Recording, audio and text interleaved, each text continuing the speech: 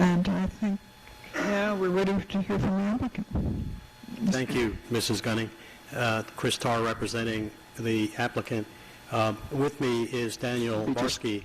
If we could both be sworn, we have others here, but we're going to try to present just the two of us. Okay, Mr. Tarr and Mr. Barsky, to the extent you provide testimony, do you swear or affirm you'll be testifying truthfully? I do. Thank you. As he often does, Mr. Barsky is going to proceed with a series of PowerPoint slides. They're waiting. There they are. There are 47 in number. If we could mark them A1, and we have hard copy. We can leave, and we usually leave an electronic copy. So with that, Is there an extra hard copy that I can work from? No. and not tonight, I apologize. I have a USB drive with it. We have it on the drive. Okay. So you'll identify, or they are identified by number, each of the 47 slides? We'll make an effort to call them out to you.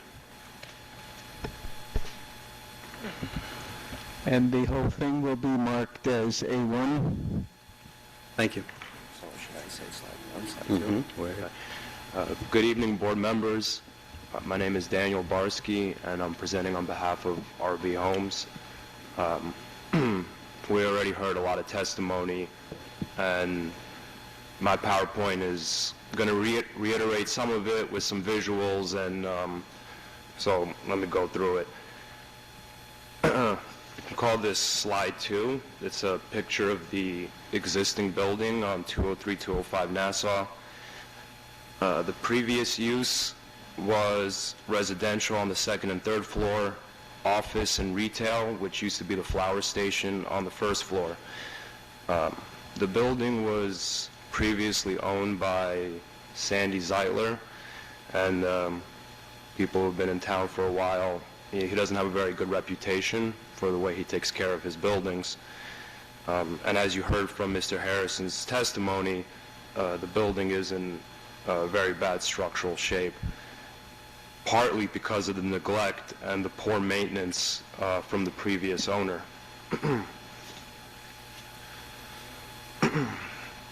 Slide 2 is a closer image of the front elevation. It's slide 3.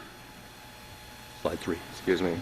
Slide 3 is a closer image of the front elevation of the entryway. Currently, the steps and the landing encroach 4 feet into the municipal right-of-way, obstructing the sidewalk for pedestrians. This is the right side elevation off Charlton. You can see in the back the more recent addition. It's in clapboard. At some point, there was an addition done that extends in the rear of the building.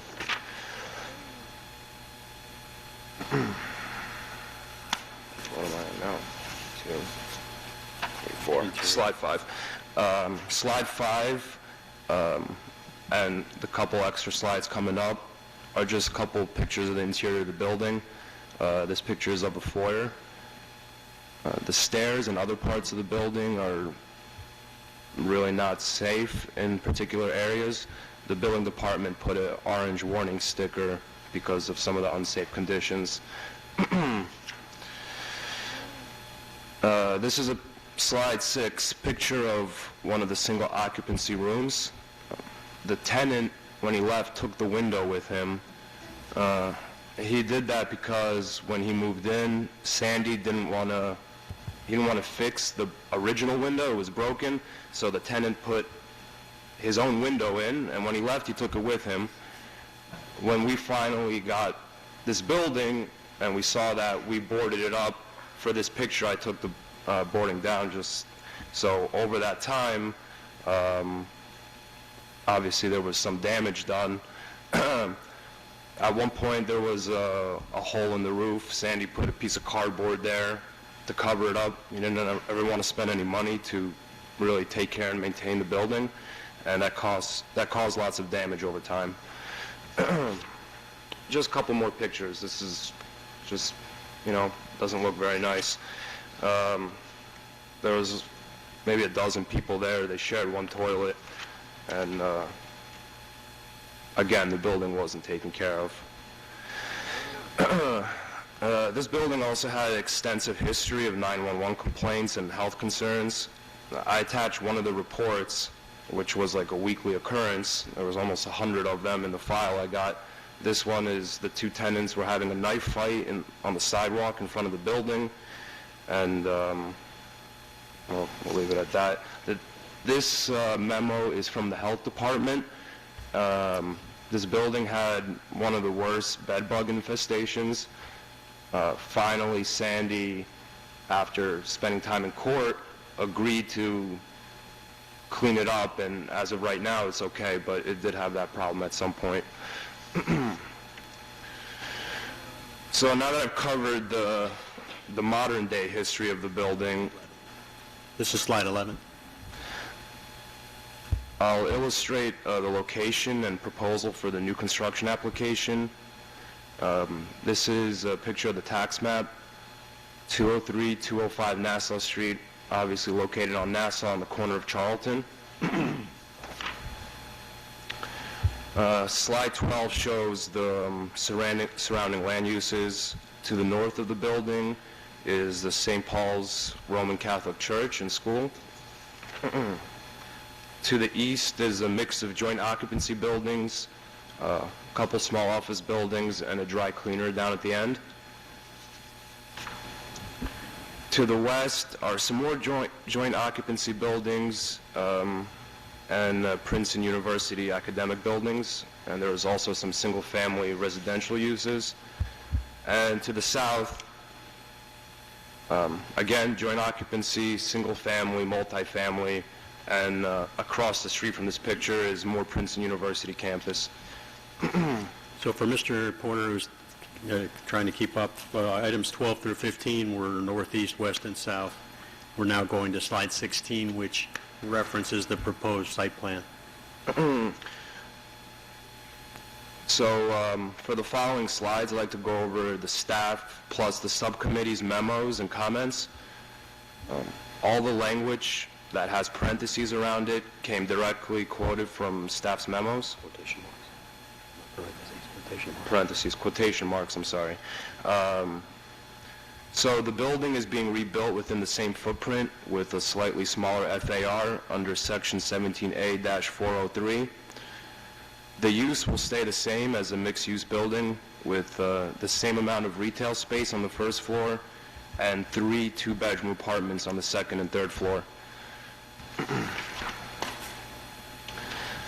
Highlighted in red on this site plan is the footprint of the existing building. Going to slide 18. Slide 18. This is 18. This is 18. Proposed. This is the proposed footprint, highlighted in yellow. It stays within the same limitations as in the previous slide. In fact, on the next slide, I'll exhibit how the proposed building is actually more conforming in certain criterias. Slide 19. This chart shows the zoning bulk requirements for the RO zone. All of the criteria are in compliance or grandfathered in under the reconstruction ordinance. In green, the proposed standards are more conforming than what is existing or currently there. There's less building coverage, a little bit less FAR, a little bit more open space, and all the setbacks are more conforming. Specifically, the stairs that protrude 4 feet over the lot line will be removed, and the sidewalk opened up for pedestrians. Slide 20. This slide shows side by side the existing building and proposed building. As you can see, the dimensions are the same, from the footprint all the way to the peaks at each dormer. As you go up, the footprint stays the same, almost like a 3D replication of what's currently there. This is a closer-up view of the front elevation. The main front door in the center of the building is for access to the apartments, and the entranceway to the retail, where the flower station used to be, is to the right. The rendering on this slide shows clapboard siding. However, SPRAB and the historical subcommittee suggested that we use brick, and we agree with their recommendation, and we propose to use brick for the site. We also intend to use AZEC, which is a maintenance-free fascia board for exterior trim work, and GIF timberline shingles on the roof. This is the right side elevation off of Charlton. Also, again, it's the same dimensions that is what's currently on site at the moment.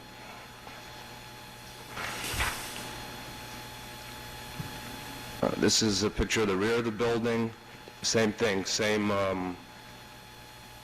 specs as the building has right now. What number am I on now? The rear was 23, the left will be 24, so 21 through 24 are the facades of the building. I have one more, so 25. Right. I'm sorry, 20 is 24 24 is the left side. Left side? That's where I'm at right now. Right. 24 is left side. So, those are all the elevation drawings. This is slide 25, and the next couple slides will show the interior layout of the proposed building. The first floor will have less than 1,000 square feet of retail, which is to the right, and to the left, offices and a common stairwell to the apartments above in the back. The second floor has 2 apartments. Each have 2 bedroom, 2 bathroom, a living room and a kitchen. And the third floor has 1 apartment, also with 2 bedroom and 2 bathroom. Yeah. So you're going to the site plan comments next? Yeah. That's going to be 28. 28. This was 27. Okay. So this was slide 27, slide 28. So for this slide and the upcoming slides, there are site plan comments. Again, in quotes are comments from Derek, Jack, Lee, etc. This particular slide illustrates no adverse ecological conditions are anticipated.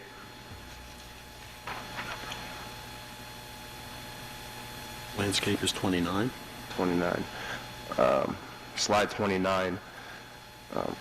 We're proposing a replacement of 3 trees, which are highlighted in green, and we'll work with the arborist, municipal arborist, on what type of species she'd like to see there. Just a quick comment. There is a mistake on the report. It says that we're taking down a tree on Charlton Street. That was off the original proposal. With this new proposal, we're not taking any street trees down on Charlton. This is slide 30. Slide 30. The relation of proposed structures to the environment. The existing building has not been properly maintained. The new building should be an improvement over the existing conditions. 31? Yes. Slide 31. So 203, 205 Nassau Street is not designated historical, nor is it designated a historical structure. The Historical Commission approached us previous to our last scheduled planning board meeting. We moved our approval presentation to today so that we can meet with the Historical Subcommittee about half a dozen times. They expressed their interest in saving the building, so we spent a lot of man-hours and spent some money to explore if and how the building could be saved. Originally, we hired a forensic structural engineer to assess the restoration possibilities. His report came back very negative, essentially saying the building could not reasonably be restored. The historical subcommittee asked that we hire through the town their own structural engineer, Mr. Harrison, who we heard from today, who has more experience maybe with historical buildings, older buildings, to make another assessment. And we received his report. We heard from him tonight. After the second report came very unfavorable, we came to terms that the building could and should not be attempted to save. But again, we did spend some time with historical to see what opportunities were there, and I think that we exhausted all of those after having already a couple engineers and contractors go through there. But I emphasize again that the building is not designated historical. For surface water drainage, 32. For surface water drainage, there is an increase of 283 square feet for impervious, so we are going to tie the downspouts into the municipal storm sewer. We agreed to do that. 33. 33. Slide 33, disposal of waste and recycling arrangements. The proposed trash recycling will be located in the rear yard, and we must contract with a private refuse hauler, and we agreed to that.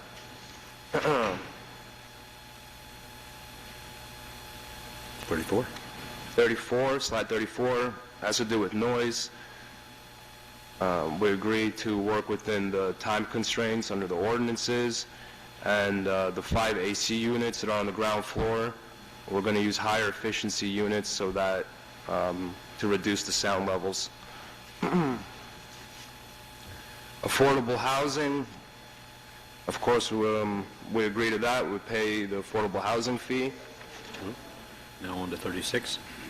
So that was slide 35. Slide 36, there were some criterias which didn't apply, but I wanted to put all of them there to show that we agree to all of the comments that do apply that we got off the staff memo. There were some additional comments, recommendations. Actually, they've already been incorporated into the site plan. We agreed to all of them. Just briefly going over it, sidewalk should be replaced. If there's any work done on Charlton Street, it will require infrared. We talked about the street trees. We agree to that. So all the additional comments and recommendations we also agree to. 38 is the SPRAB. Slide 38, we met with SPRAB on May 16th, and they had some additional comments as well.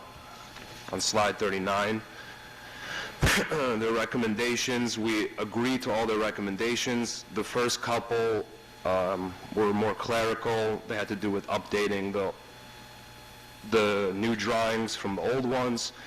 They asked that the proposed retail space not be a food establishment. We agreed to that. We talked about the materials here tonight that we'll be using. They asked for the facade to have brick, and we agreed to that as well. What is this, 39? This is 40. 40. Slide 40 continues on with their recommendations.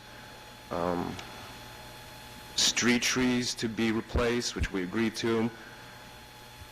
Working with the landscape architect.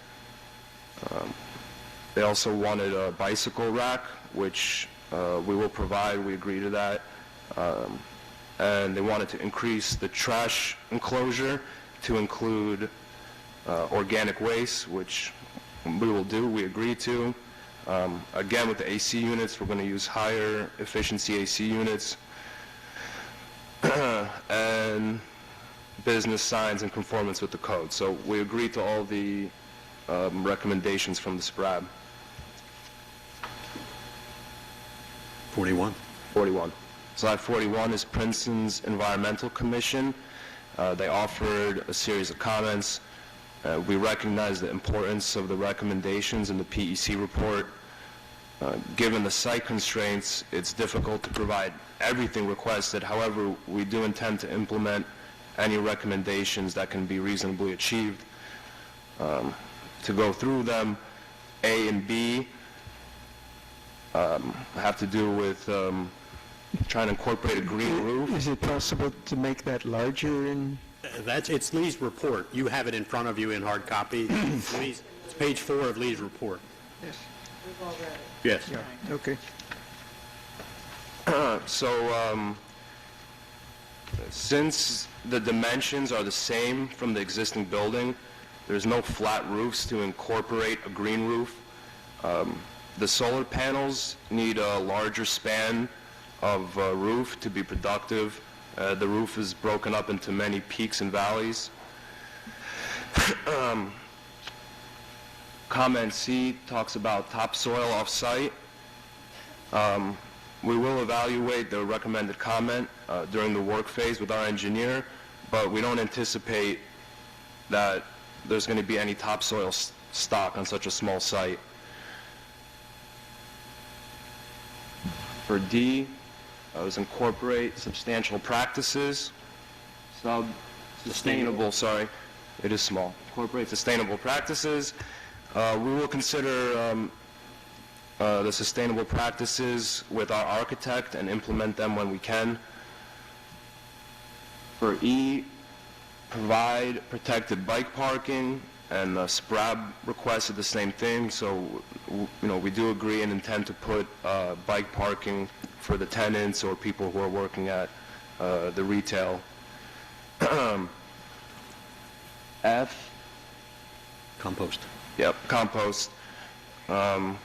So we did address the waste management in our site plan, and we'll investigate the possibility for an area for compost waste, but we do intend on expanding the area for that, and along with organic waste that SPRAB recommended.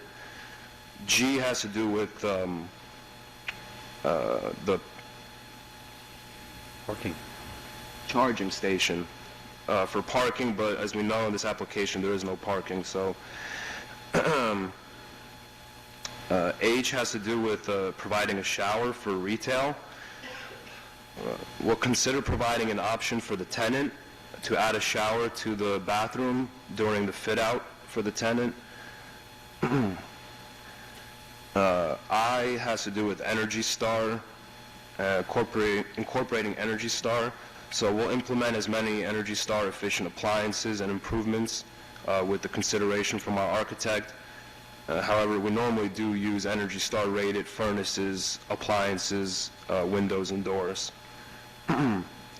J is air quality. So we're going to look in with our HVAC contractor how to improve air quality, but obviously we're going to comply with the building ordinances which address that as well. For K, is asking about recycling debris. So we'll investigate potential for recycled debris with suppliers. And the last couple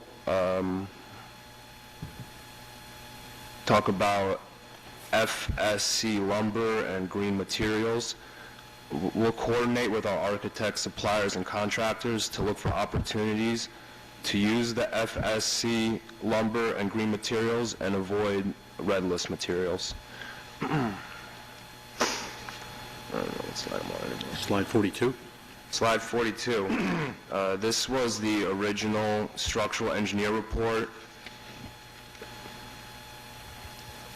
On slide 43, he gives his summary here.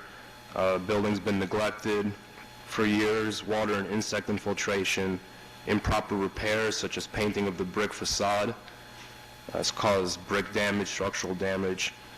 Numerous failings and crushing structural elements were observed.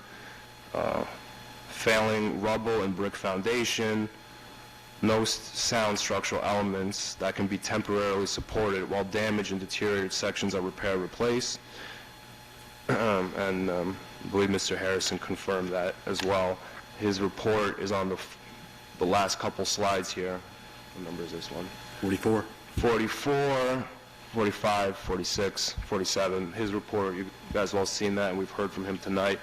So we've agreed with all of the staff's comments and recommendations, along with working diligently and agreeing to comments from advisory boards.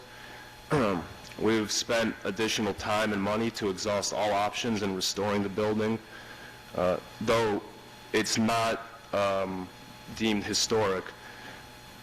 We have heard and seen from 2 reports from structural engineers whom agree that the building should be demolished and that the new building would be an improvement.